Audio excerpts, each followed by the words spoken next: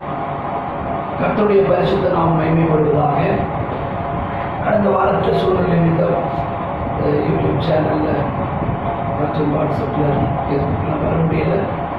பிரசங்கம் செய்தோம், ஆராதித்தோம். இந்த வாரம் உங்களோடு இந்த செய்தியின் மூலமாக வருகிறேன். கர்த்தருடைய தூது, கர்த்தர் எனக்கு சொன்ன வார்த்தை உங்களுக்கு சொல்லுகிறேன்.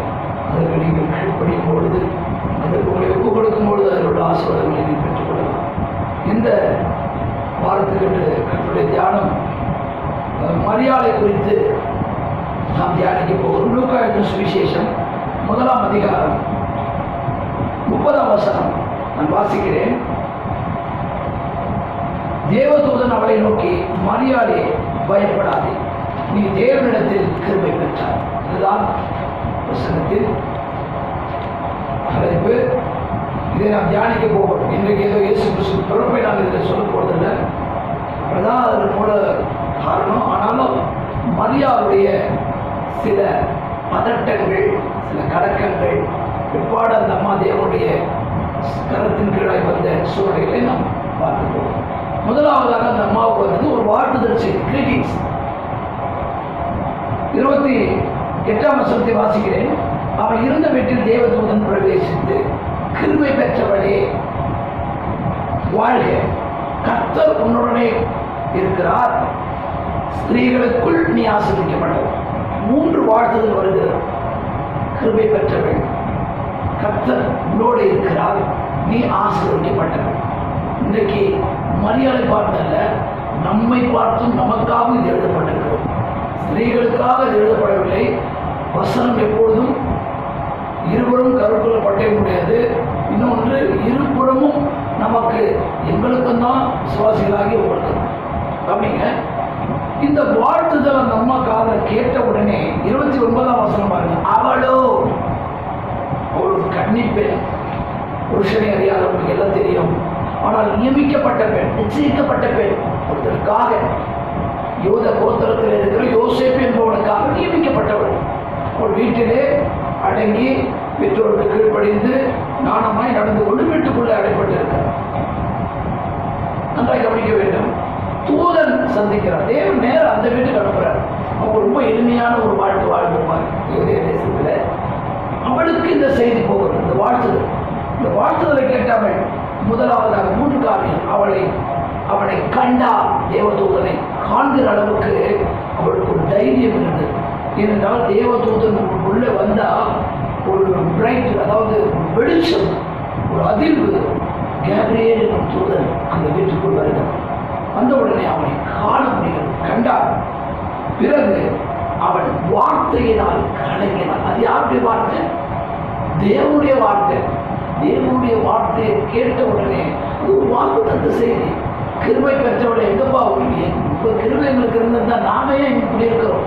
கர்த்தர் எங்க கூட இருந்தா. இதையும் சொல்ற ஒரு இடத்துல, தேவரீர் எங்கள் பிதாக்களின் தேவன் எங்களோடு இருந்தார், இவைகளெல்லாம் எங்களுக்கு நேரிடாங்க. கர்த்தர் யார் கூட இருக்கிறாரோ அவங்களுக்கு தான் ஒரு போராட்டம், யுத்தம், கஷ்டம், சூழ்நிலை இதெல்லாம் இருக்கும். கர்த்தர் இல்லாத வீட்டில் எல்லாம் அப்படியே நம்ம நினைக்கிற சில வேலையில ரொம்ப காரம் பங்களாவும் உயர்ந்த அந்தஸ்து சில நேரத்துலாம் கர்த்தர் இருக்க மாட்டாங்க. ஆசீர்வாதத்தினால கர்த்தர் இருக்கிற நேரத்தில் கூடாது. ஆசீர்வாதம் இருந்தவங்களாம் மண்ணை கவின்னு போய் சேர்ந்துட்டான். நல்லா கவனிக்கணும். நான் சொல்ல வர்றது என்னன்னா, ஆசீர்வாதம் இருக்கிறதுனால, ஒரு மரம் பச்சையா இருக்கிறதுனால அதை அறிந்திட முடியாது, அது வேறு அறிய முடியாது. கனி கொடுக்குதா, இந்த வயிற்று தான் அறியும். அது போலதான் மரியாள் ஒரு கனி கொடுக்கிற மகன். ஆனால் வார்த்தையினால் அவள் இருதயம் கலங்கியது. யோவான் 14:1 என்ன சொல்கிறது? உங்கள் இருதயம் கலங்காது என்பதா.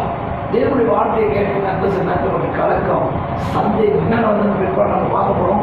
முதல் அவனை கண்டால் கலங்கினான். 2வது 3வது இந்த வாழ்த்துதல் எப்படிப்பட்டதோ என்று தன் மனதில் சிந்தித்தான். எப்படிப்பட்டதோ, என்னையும் வாழ்த்த தேவன் ஒரு தூதனை அனுப்புறார், நான் அதுக்கு பாத்திரவானா, நான் அதுக்கு பாத்திரவாளா இருக்கிறேன்னா என்றபடி உள்ளே ஒரு சிந்தனை வந்துவிட்டது. தேவனுடைய வார்த்தையை குறித்து மெயினாக ஒரு சிந்தனை.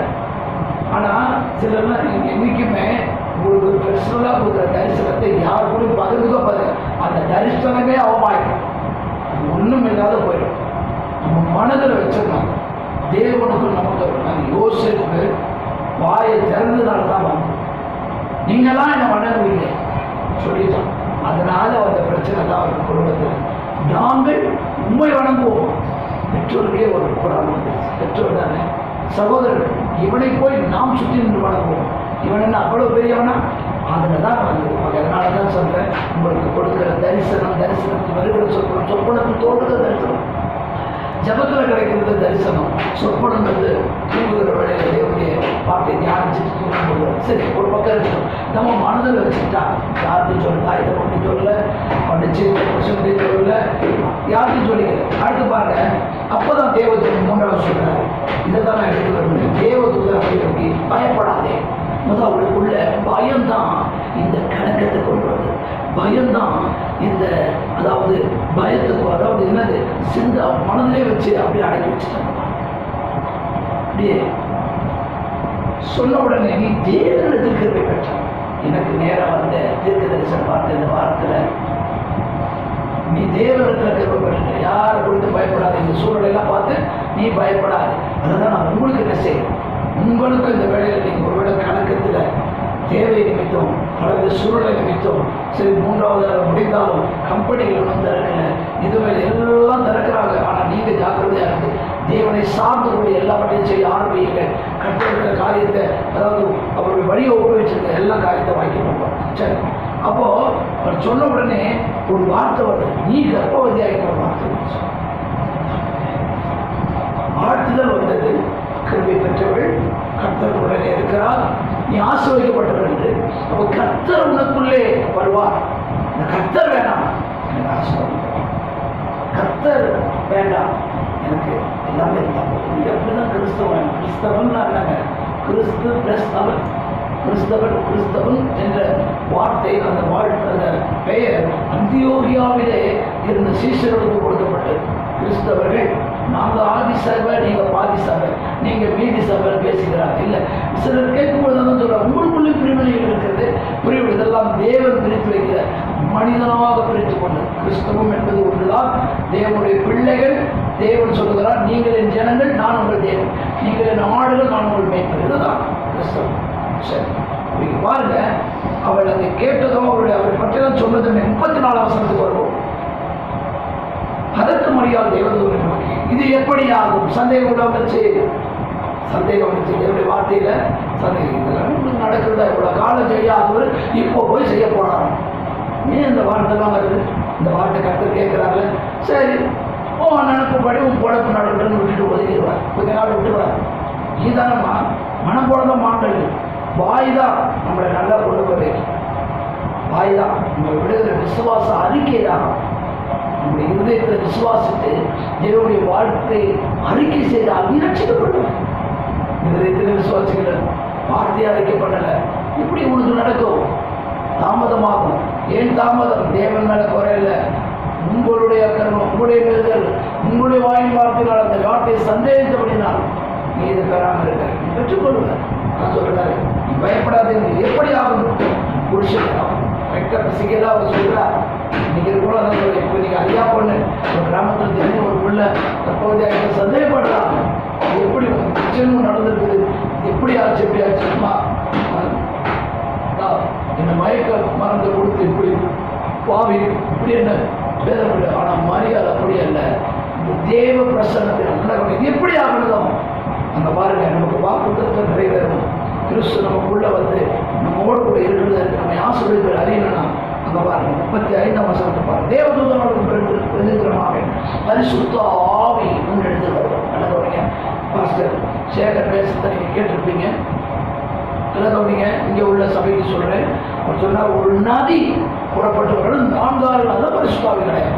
பரிசுத்த ஆவி முன்னெடுத்து வர வேண்டும். அந்த உடனே உன்னதமானுடைய பலம், சுப்ரீம் ஸ்ட்ரென்த் மேல நிழலும் பொழுது இது நடந்தது. சரி, இதெல்லாம் சொல்லிட்டாரு. ஒரு சாட்சி சொல்றாரு நடுவு. சிலருக்கெல்லாம் இந்த எவெஞ்சலிஸ்ட்லாம் எதுக்கு மேடைகளில் சாட்சியெல்லாம் சொல்ல வைக்கிறாங்க? பக்தி விருத்தி உண்டா, அவர்களுக்கு விசுவாசம் பெருக. கவனிங்க, பக்தி விருத்தி உண்டாக விசுவாசம் பெருக ஒரு சாட்சி சொல்றாரு. என்ன சொல்றாரு? உன் இனத்தாலாகிய எலிசபெத் என்பவள் முதிர் வயதாயிட்டா, தேவனுடைய வழிபாடு அவளுக்கு கிடையாது, முதிர் வயது உள்ளவளாயிட்டா, அவளுக்கு இப்போ 6வது மாசம். நீ போய் அவளை கூட கேட்டு விசுவாசிக்க ஆரம்பி. அவளை பார்த்தாவது விசுவாசி, ஏன்னா கண்டு விசுவாசம் பாக்கியது, காணாமல் விசுவாசி இன்னும் பாக்கியமானு சொன்னால நீ கண்டு விசுவாசிக்கிறார், காணாமல் விசுவாசி. அதனோட பார்த்து அதான் சொல்றான், அத்திமரத்தின் கீழே உன்னை கண்டேன் இதிலும் பெரிதானவளை காணணும் கொடுத்த வாக்கு தத்தாரு. அப்போ நம்ம அதுக்கு ஒரு சூழலையே இருக்காது, அதுக்குரிய எதுவுமே இருக்காது, ஆனால் அது நடக்கின்றாரு. இதுதான் அதிசயம். அதுக்குரிய சூழ்நிலை ஒன்று இருக்கும். அந்த அம்மா கண்ணி, அந்த அம்மாவுக்கு அந்த பிள்ளையை சுமக்கக்கூடிய அந்த காரியங்கள் எல்லாம் உங்களுக்கு இருக்குது. ஆனாலும் பரிசுத்த ஆவியினால் இது உண்டாகும்.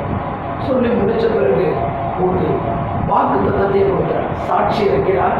எவ்வளோ பாருங்க, மரியாதை அந்த தேவனுக்கு நேராக பணிய வைக்க கர்த்தர் எவ்வளோ நேரம் எடுக்கிறார். நம்முடைய வாழ்க்கையில் அற்புதங்கள் நடக்கிறதுன்றது யார் மூலமாவது அவங்க ஜெபம் பண்ணது நடக்கணும், இல்லைன்னா ஊழியக்காரர் கிடையாது. அவர் தான் ஊழியக்காரர். இவன் அவங்க அப்படியே இல்லை, ஊழியக்காரர்கள் எந்த தவறில்லை, குறையில்லை. அவங்க சொல்கிற வார்த்தையை நீங்கள் விசுவாசித்து அப்சர்வ் பண்ண அவங்க பூமியின் மேலே ஊற்றப்படுகிற தண்ணீர் மாறி, அதாவது பனி, அவைகள் வந்து தேவன் அனுப்பின அந்த காரியத்தை செய்து முடிச்சுட்டு தான் அவர்கிட்ட போகுது. பூமியை நினைக்கிறது, அதாவது விதைகளை முளைக்க செய்து அவைகள் கனி கொடுக்க செய்து பிற்பாடு அவரிடத்துக்கு திரும்புகிறது. அதுபோல தான் தேவனுடைய வார்த்தை அவர் அனுப்புனா அது வந்து உங்களுக்குள்ள கிரியேட் பண்ணிட்டு, அதாவது உங்களுக்குள்ள இருக்கிற அதிசயத்தை செய்துட்டு தான் அவங்கள்ட்ட திரும்பும். அது வரைக்கும் வாக்கு தத்தமாக வசனமாக உங்கள் வீட்டில் போர்டாக இருக்கும், உங்கள் உள்ளத்தில் அப்படியே அது பதிஞ்சிருக்கும். அது பதிஞ்சிருக்கிறதில்ல, அதை என்ன செய்யணும்? விசுவாசம். இந்த தேவனுடைய வார்த்தைக்காக எலிசபெத்தை சொல்கிறேன், முன்னே அந்த அம்மா கொஞ்சம் மகிழ்ச்சி வந்துச்சு. ஒரு வாக்கு தத்தம் கொடுக்குறேன். வாசிக்கு 37 வசனம். தேவனாலேயே கூடாத காரியம் ஒன்று. நல்லா கவனிங்க, இது மனுஷனால் கூட. நீ வந்து என்ன சொல்றேன்னா, ஒரு புருஷ சம்யுக்தத்தினால, அதாவது ஒரு புருஷனும் மனைவி இணையும் போதுதான் குழந்தை உண்டாக அந்த கதெல்லாம் உங்களுக்கு தெரியுது. இது தேவனால் உண்டாகிறது. அதனால் தேவனால் கூடாத காரியம் ஒன்று. சில பேர் நம்ம மனுஷனை தான் அவங்க அவ்வளோதான் நினைக்கிறோம், அவங்க எவ்வளோதான் இல்லை கொஞ்சம். அதாவது நான் அடிக்கடி சொல்றது என்னன்னா, தேவன் கொடுக்கிறத ஒருவனும் தடுக்க முடியாது. தேவன் ஒருத்தர் தடுத்தா அவன் கொடுக்க மாட்டான், அவ்வளோதான். சில வேளையில் இவங்களுக்காக ஜெபிக்காதெல்லாம் எழுதி வச்சிருக்கிறேன், இவங்களுக்காக விண்ணப்பிக்காதன்னு எழுதி வச்சிருக்கிறேன். ஒருவேளை நீ விண்ணப்பித்தாலும் நான் கேட்க மாட்டேன்னு சொல்கிறேன். சாமுவேலும் யோபுவும் தானியலும் வந்து நின்றா கூட அந்த ஜனங்களை கேட்க மாட்டேன். நம்ம தேவன் மேலே குறை இருக்குதா? இல்லை. அவ்வளோ பெரிய பரிசுத்தவன்கள் பேரெல்லாம் எளிமையாக சொல்கிறார். ஏன் இதெல்லாம் நம்ம சரியாக கீழ்படியில் ஒரு வார்த்தைக்கு நம்மளை அர்ப்பணிக்கணும். அப்போ தான் மரியாதை இறங்கி வராங்க. நான் சொல்கிறாங்க பாருங்க. அதற்கு மரியாள், வாசிகள், அதற்கு மரியாள், இதோ நான் ஆண்டவருக்கு அடிமை. வந்துட்டாங்களா? கமிட்மெண்ட். அதாவது அந்த வாக்குத்தத்தத்துக்கு, அந்த தரிசனத்துக்கு, அந்த சொப்பனத்துக்கு உன்னை கமிட் பண்ணு. நாளை தள்ளி போடாத, தாமதம் பண்ணாத. உன்னை கமிட் பண்ணி உடனே தேவ சமூகத்தில் அமர்ந்து, இதோ ஆண்டவரே உன்னுடைய வார்த்தையின்படி எனக்காக இருக்கிறது. ஆண்டவரை தன் மகளுக்காக சந்தித்த பொழுது உன் விசுவாசம் பெரியது, நீ விரும்புகிறபடி உன் வார்த்தையின்படி உன் விசுவாசத்தின்படி உனக்காக. பாருங்க, அவருடைய வார்த்தைக்கு தன்னை அர்ப்பணித்து அந்த வார்த்தையை இதயத்தில் ஏற்றுக்கொண்டு உன்னுடைய வார்த்தையின்படியே ஆக கடவுள் பிறகுதான் தேவதூதன் விட்டுப்போம். அது வரைக்கும் வீட்டை விட்டு தேவதூதன் போகவே இல்லை. நம்ம வீட்டிலும் நம்முடைய சபையிலும் நாம் வருகிற இடத்துல தேவதூதன் நம்மை சந்திக்கும் பொழுது, அவர்கள் நம்மை வழிநடத்தும் பொழுதே நம்ம கீழ்ப்படுத்தணும். இந்த அம்மா எடுத்து மனோவாவும் அவருடைய மனைவியும் கர்த்தர் சந்திக்கிறார். இவர் குமாரனை பெறுன்னு சொல்றார். ஆனால் இந்த அம்மாவை சந்திச்சுட்டு தான் ஓடி அவசரம் சொல்றோம். ஐயோ, நம் கர்த்தரை முகமுகமாய் கண்டோமே, தேவ தூதரை கண்டுவிட்டோம், நாம் சாவோம். இல்லை, பயப்படாது, நீ சாவு சொல்ற. சிம்சோனை பெற்றெடுக்க அவரை சந்திப்பி வயதான நபர்கள் லேயால் எடுத்துக்கொண்டு அற்பமாக எண்ணப்பட்ட ஒரு பாத்திரம் சொல்றார். இவர் என்னை அற்பமாக எண்ணின அப்படின்னா தேவன் எனக்கு இன்னொரு குமாரனை கொடுத்தார். அதனால நமக்கு ஆத்மாக்களை தேவன் தர வேண்டுமானால் அவருடைய வசனத்துக்கு, அவருடைய வாக்கு தத்துவத்துக்கு நம்மை அர்ப்பணித்து, இதோ நான் அடிமை, உம்முடைய வார்த்தையின்படி எனக்காக ஒப்பு கொடுக்கணும், கமிட் பண்ணணும். உம்முடைய வார்த்தைப்பா, இது உங்க ஊழிய நான் தான் உங்க ஊழிய நான் அழைச்சது நீங்கள், நாங்கள் வராது இருக்கிறதுக்கு நான் ஏதாவது தடவை என்ன கூட தாடி பண்ணிக்கணும். நான் என்ன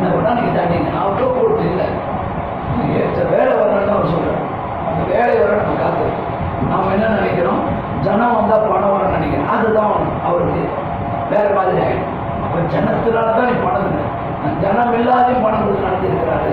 ஒரு வருஷம் ஜனம் இல்லாதே கொடுத்துருக்காரு. அப்போ இனி வருகிற ஜனங்கள் என்னன்னா நல்ல கொடுக்கக்கூடிய ஜனங்களை கற்றுக் கொள்ள ஊழியத்தில், அதாவது ஒரு வேலை ஸ்தலத்தில், ஊதியத்தில், எல்லாவற்றிலும் உங்களுக்கு உதவி செய்ய அவர் நல்ல ஒரு எஜமான உங்களுக்கு கண்டிடுவார். அவர்கள் சொல்லி காட்டாதவர்களாக இருப்பாங்க. இதுவரையிலும் உனக்கு கொடுத்தவங்க சொல்லி காட்டியிருப்பாங்க, உங்களை விட்டு தூரம் போகிறவங்களா இருந்திருப்பாங்க. அவங்களெல்லாம் ஒரு பக்கம் வச்சிரு, கர்த்தரே பா. இந்தியாவுக்கு இஸ்ரவேலில் அரண்மனையில இருந்து ராஜா கொண்டு வந்து கொடுத்தனா இல்லை, காகம் கொண்டு வந்து கொடுத்தது.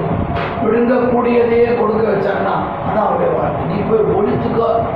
நீ காலையிலும் மாலையிலும் பிரேக்ஃபாஸ்ட் ஃப்ரெஷ்ஷாக இருக்கும், மீட் அண்ட் பிரெட் சாப்பிட்டு படுத்துட்டான். பகலில் பாஸ்டிங். அடுத்து யார் வந்துச்சு, நீ எழுந்து விதை விட்டு போட்ட வார்த்தை தான். வார்த்தை முன்னால் வரும், அற்புதம் பின்னால் வரும்.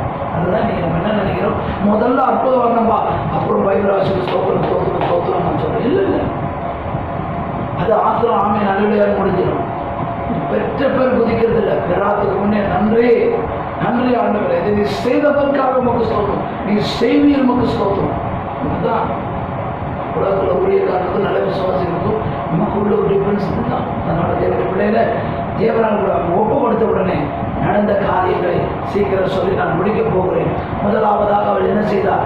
தேவ வாழ்த்துதலை பெற்றால், தேவ தூதனை கண்டால், கலங்கினால், சிந்தித்தால், சந்தேகித்தால், அவருடைய வார்த்தைக்கு வாக்கு தத்துவத்தை தன்னை அர்ப்பணித்தார்.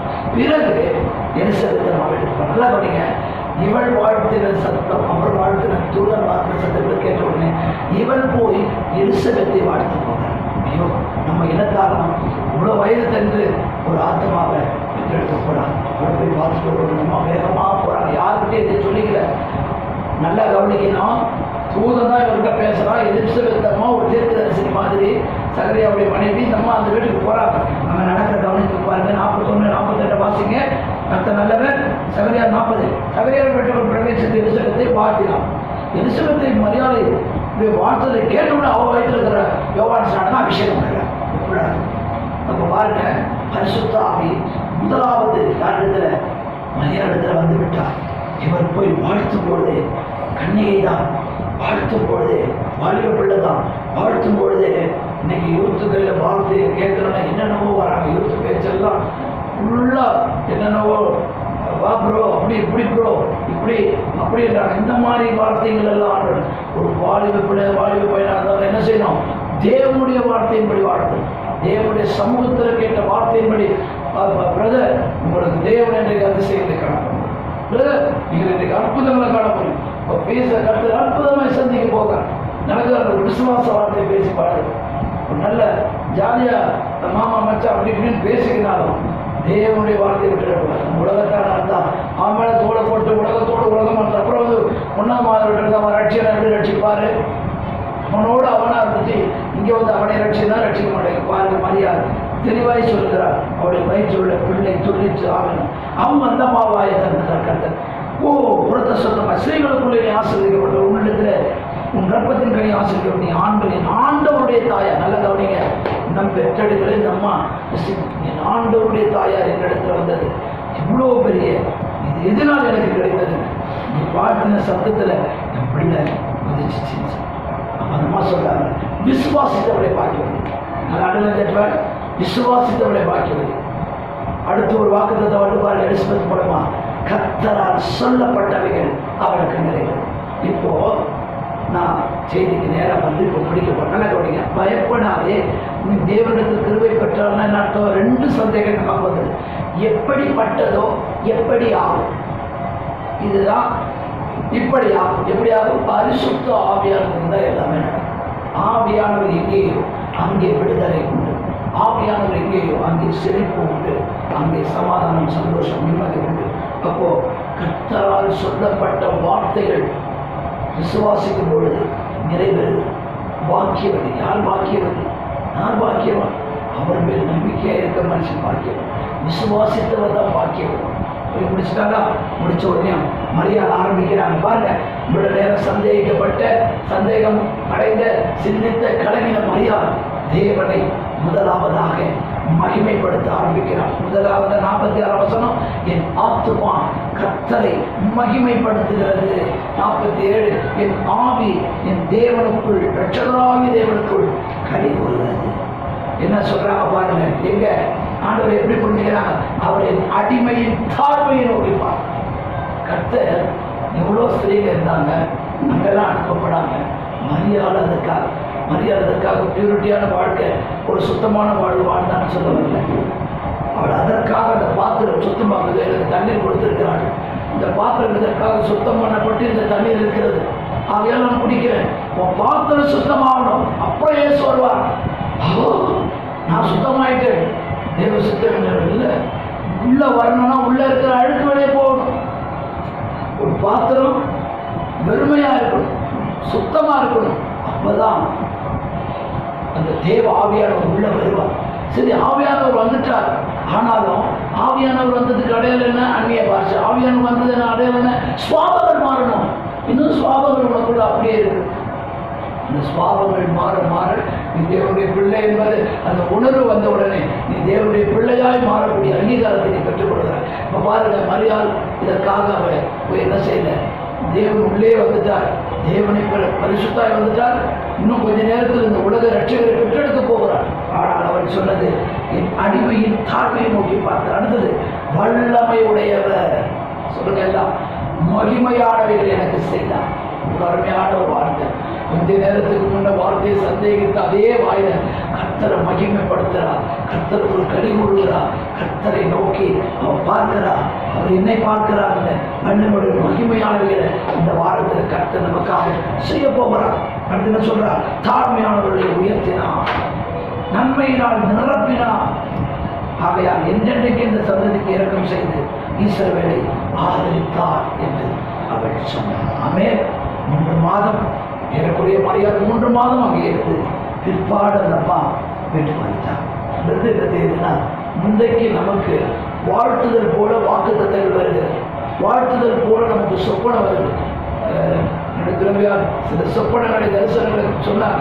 நான் அதை விசுவாசித்து நான் ஜெபம் பண்ணியிருக்கிறேன். கர்த்தருக்கு ஸ்தோத்திரம். இது நடக்குமா? இப்படியே நடக்குமா? இப்படியே ஆகுமா? என்னப்பா இத்தனை வருஷமாக வரோம், இன்னும் நடக்கலையே. பரிசுத்த நடக்கையினால புருஷன் ரட்சிக்கப்படுவான்னு சொல்றாரு. நீ ஏன் ரட்சித்து போல ஒரு பாஸ்டர் ஜெபம் பாஸ்டர் வர வேண்டியதுன்னு சொல்றாரு. ஆனால் சில ஸ்திரீகள் சோர்ந்து போறாங்க, என் கணவன் ரட்சிக்கப்பட்ட. இன்னும் கணவனுக்காக நீ செய்ய வேண்டிய ஒரு பாக்கியம். ஒருத்தன் வந்தான், நேராக ஓடி வந்தான், ஆண்டவரே நான் உன் பின்ன வர விரும்புகிறேன், நான் நீதிமானாக விரும்புகிறேன், நான் ஒரு நீதிமான் தான் வாடிமா விட்டேன், இல்லைப்பா இதெல்லாம் எல்லாம் செய்கிறேன், உங்கள்கிட்ட ஒரு காரியம் இருக்கேன், நீ போய் ஒரு இதை விட்டு அவன் ஒரு ஐஸ்வர்யா பெரிய பணக்கார விட்டுக்குள்ள நீ போய் ஒரு இதை விட்டு கொடுத்துட்டியா பின்னாடி அவன் துக்கமுத்தோடு ஏசுநாதன்ட்டும் துக்கமுத்தோடு பார்த்தான். ஒரே ஒரு வாழ்க்கை அவன் தான் துக்கமுத்தோடு போயிட்டான். இது கேட்கிறான், தேவனுடைய பிள்ளைகளை தேவனுடைய வார்த்தையை முடிக்க விரும்புகிறேன். இது எப்படிப்பட்டதோ தேவனுடைய வார்த்தையை சந்தேகிக்காதீங்க, இது எப்படியாக நினைக்காதீங்க. பரிசுத்த ஆவியானவர் நம் நடுவில் வந்தால் எல்லாமே ஆகும். இந்த பிரசனத்தை நம்ம கற்றுக்கொண்டது என்ன? எப்படி ஆகும்? ஆகும். ஆகாதது ஆகும், நிறைவேறாதது நிறைவேறும், நடக்காதது நடக்கும். கர்த்தருக்கு ஸ்தோத்திரம். என்னது கர்த்தருக்கு என்ன சொல்றாங்க? மகிமையான காரியங்கள் அவர் செய்வாரா? இந்த அம்மா நமக்கு முன்னாள் முதல்ல ஒரு அம்மா இருந்தாங்க தெரியுமா? செய்வீர்களா செய்வீர்கள் ஐக்குள்ள செய்தனே, நீங்க செய்வீர்களா செய்யலாம் செய்தே அவங்கள உயர்த்தி வச்சாங்க. கடைசி மட்டும் செய்ய முடியுமா? அவங்க செஞ்சதெல்லாம் செஞ்சாங்க. அவங்களுக்கு நேரம் முடியல போயிட்டாங்க. அதனால உலகத்திலேயே அவ்வளோ ஆணித்தரமா நீங்க எனக்கு செய்வீர்களா, திரும்பவும் எங்களை அவசரத்தில் நிறுத்துவீர்களா என்று கேட்கிறோம். நம்ம நிறுத்தி வைத்து பார்க்கும்பொழுது அவங்க கூட சற்று நமக்கு செய்யக்கூடியவரை செய்வான். தேவனுக்கு அடுத்தவைகளை நாம் செய்யும் பொழுது நமக்கு செய்ய வேண்டியதை அவன் செய்யாமல் ஆகையால் கடைசியாக ஒரு வாக்குறுதியை சொல்லி முடிக்கிறேன். கர்த்தர் செய்ய நினைத்தது தடைபடாது. ஆமென் ஆமென் சொல்லுவோமா? கர்த்தர் செய்ய நினைத்தது தடைபடாது. ஏனென்றால் அவர் சகலத்தையும் செய்யப்பட்டது. அவர் செய்ய நினைத்தது யார் சொன்னால், ஒரு ஓட்டை எடுத்து சொல்லின்னு சீழம் ரத்தமும் அடியுது, இன்னும் சுகம் கிடைக்கல. யோபு சொல்றார், கர்த்தர் செய்ய நினைத்தது தடைபடாது என்று அறிந்திருக்கிறார். தொடர்ந்து அவருடைய நாம மகிமைப்படட்டும். நீங்கள் கிருபை பெற்றவர்கள், நீ கர்த்தர் உங்களோடு கூட இருக்கிறார். நீங்கள் ஆசீர்வதிக்கப்படும். நீங்க ஒரு எதிராளி சவுல் தாவீதை வாழ்த்துறார். 1 சாமுவேல் புஸ்தகத்துல நீங்க பார்க்கும் பொழுது அவர் சாமுவேலை வாழ்த்துகிறார். நீ ஆசீர்வதிக்கப்பட்டவன், நீ பெரிய காரியங்களை செய்வாய், நீ மென்மேலும் பலப்படுவாய். யாரு? சவுல் சத்துருவாய் இருந்தவருடைய வாயிலிருந்து வாக்குத்தத்தம் வர வைக்கிறார். அதுதான் கர்த்தர். நம்மளை ஏளனமா, நம்மளை அற்பமா, நம்மளை ஒரு மாதிரியா நினைக்கிற வாயில் இருந்தது. அவங்களை என்னவோ நினைச்சோம். நீங்க ஆசீர்வதிக்கப்பட்ட வாயில், நீங்க ஆசீர்வதிக்கப்பட்ட சந்ததின்னு சொல்லி உங்களை வாழ்த்துவாங்க. நீங்களும் வாழ்த்துங்க. கர்த்தரோட ஆசீர்வதிப்பார்.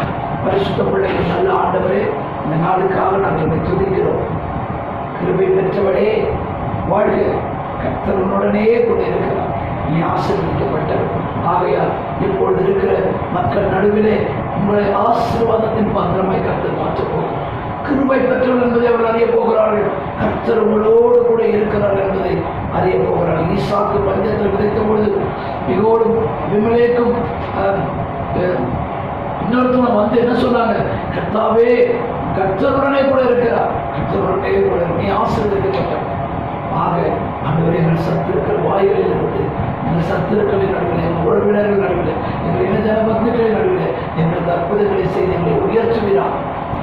அற்பமாய் எங்களை ஆண்டவரே ஒரு மாதிரியா ஏளனமாய் ஒன்றும் இல்லாமல் ஆண்டவரே இருக்கிறார்கள் என்று பார்க்கிற ஒரு கண்களுக்கு முன்பாக ஆச்சரியப்படும் மகிமைப்படுத்துகிற அளவுக்கு கர்த்தர் தாழ்த்துகிற பொறுமையாக தொடர்ந்து நாம இயேசுவின் நாமத்திற்கு